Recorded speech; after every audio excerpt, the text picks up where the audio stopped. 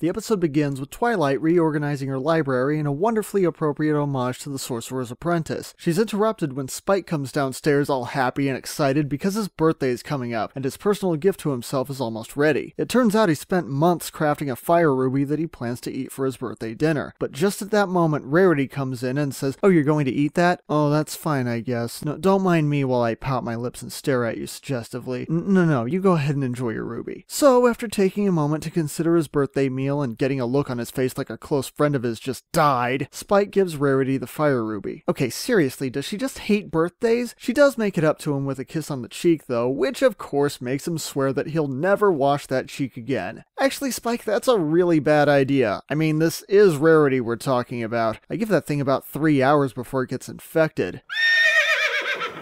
Told ya. Anyway, the big day finally arrives and Spike is absolutely overwhelmed by the concept of getting free stuff. Now that's not to say that he's never celebrated a birthday before, but he usually just gets a book from Twilight and, well, it's not exactly all that exciting for him. At first, he's incredibly grateful to all of his close friends, but then he starts to find out that even random acquaintances will sometimes give him something just for mentioning that it's his birthday, and before long, he starts getting greedy and looking for stuff to take without even knowing why he wants it. This seems to come with another effect as Spike apparently hits puberty overnight. Twilight seems completely clueless about what's going on, though admittedly the change is pretty drastic, so she has him checked out. Unfortunately, none of the doctors in Ponyville know anything about dragons, so it's finally Zecora who ends up explaining that dragons have a very unique growth cycle. They become greedy and selfish while they build their nests, and the more stuff they collect, the bigger and greedier they get. And so Spike continues demolishing the town as he eventually becomes a full-grown dragon. Okay, this is serious, so clearly it calls for 3 Wonderbolts who do absolutely nothing. I mean, it does help establish that the Wonderbolts are in fact part of the military, but do they actually have a plan of attack against this? Anyway, Spike's rampage finally comes to an end after he kidnaps Rarity and then sees her wearing the fire ruby. He remembers giving it to her in an act of generosity, and this causes him to revert back to his old self. Alright, first of all, this was an excellent Spike episode. I actually think this does a much better job explaining how dragons work than what we saw in Dragon Quest. It even takes time to cover the logical question of why something like this has never happened with Spike before. We also get a handful of new characters, and what really stands out to me is just how normal everyone sounds as opposed to the over-the-top cartoony voices from Season 1. You know what I'm talking about. The original Bon Bon voice, "I didn't put those in my bag." Yeah, they're not doing that anymore, and frankly, I think it's better this way. The vet, the doctor, and Junebug all sound like they belong in the same world as the main characters, and it really makes me want to see more of them later. And then there's the ending. To put it mildly, the final scenes between Rarity and Spike are fantastic. After everything that's been building up between these two, not only in this episode but over the entire series, I got a bit choked up here. I love this ending. Which is why I hate the way it was set up at the beginning. Now don't get me wrong, I understand that in order for this ending to happen, Spike had to give Rarity the fire ruby, and it was a very generous and selfless thing to do. I'm not criticizing Spike here. The problem is that Rarity guilts him into giving it over by batting her eyelashes and making a pouty face. Even if everything she says is very nice, her body language is clearly saying, "I want that fucking ruby!" Plus, we've already seen in a Dog and Pony show that one of her special talents is manipulating others to get what she wants.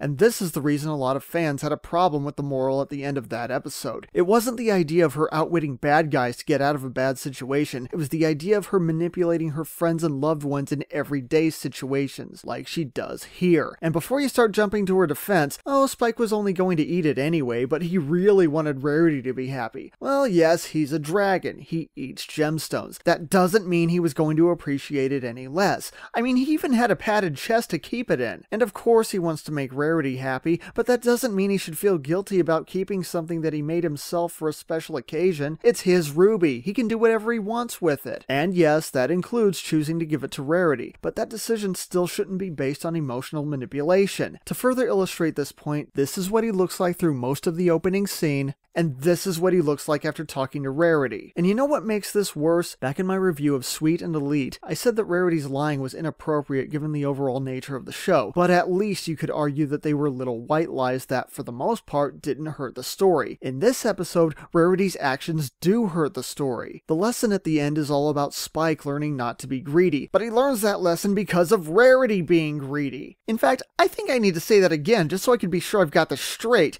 So, okay, the whole point of the the episode is that Spike being greedy is bad, even though he's never been greedy before, but Rarity being greedy is good, even though she made Spike feel bad at first. You know what? No, I'm sorry, I still don't get it. Now I'll grant you, there are worse episodes out there, but I honestly can't remember seeing anything so completely ass backwards, to the point that the lesson actually contradicts itself. Okay, there is Mare-to-Well, but that episode was already kind of a mess. This was a genuinely great episode, and I think that's part of what's really bothering me. You can't just blame it on bad writing this time, because Rarity is arguably in character. Everything that she does here is consistent with how she's behaved in the past. This just happens to be a really shitty thing for her to do, and again, no one ever calls her out on it. You know, between this episode and Sweet and Elite, I wonder what her letters to the princess look like. Dear Princess Celestia, today I learned that guilting your friends into giving you their stuff is great and has no consequences. Also, lying is perfectly fine as long as it makes you popular. You're a faithful element of generosity, Rarity. And with that, my patience with Rarity has officially run out. Now, technically this is still a Spike episode, and thankfully a very good one. And honestly, even Rarity has a couple of shining moments. It's just the opening that pisses me off so much, and considering how much it sets up for the rest of the episode, that's not a small complaint. Secret of My Excess gets a 7 out of 10, with the condition that Rarity gets sent to the moon for a timeout.